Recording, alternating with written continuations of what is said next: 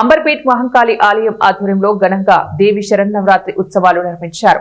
కాంగ్రెస్ రాష్ట్ర OBC cell coordinator Pradeep Goud అన్నదాన కార్యక్రమాన్ని ఏర్పాటు చేశారు.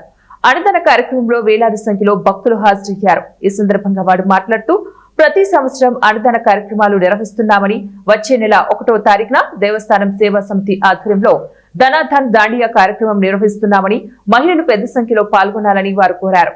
ఈ కార్యక్రమంలో దేవస్థాన సేవా సమితి అధ్యక్షుడు శంకర్ గౌడ్, మల్లికార్జున గౌడ్, రంగంపల్లి రాజు, శ్రీధర్, కిషోర్ తదితరులు పాల్గొన్నారు. అన్నదాన కార్యక్రమం నిర్వహించడం జరిగింది. దీంట్లో అనేక మంది భక్తులు అందరూ వచ్చి అమ్మవారి ఆశీస్సులు తీసుకొని అన్నదాన ప్రసాదం స్వీకరించి మా అందరికీ ఆశీస్సులు ఉండాలని చెప్పేసి, అమ్మవారిని కృపా కటాక్షలతో అందరినీ చల్లంగా చూడాలని చెప్పేసి అని కోరుకుంటున్నాము.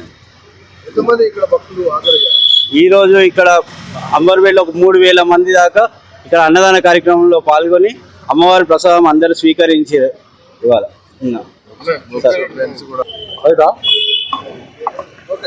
అంబర్పేట్ దేవస్థాన సేవా సమితి ఆధ్వర్యంలో నిర్వహిస్తున్నటువంటి దేవి శరన్నవరాత్రి ఉత్సవాలలో భాగంగా ఈరోజు 8వ రోజు సరస్వతి దేవి అలంకరణలో అమ్మవారు దర్శనమిచ్చారు.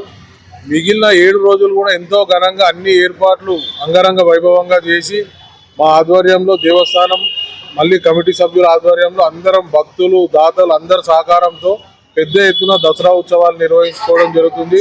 ఈరోజు సరస్వతి దేవి అలంకరణ సందర్భంగా రంగా ప్రదీప్ గారి కుటుంబ సభ్యులు పెద్ద ఎత్తున ఇక్కడ అన్నదాన కార్యక్రమం నిర్వహించడం జరిగింది.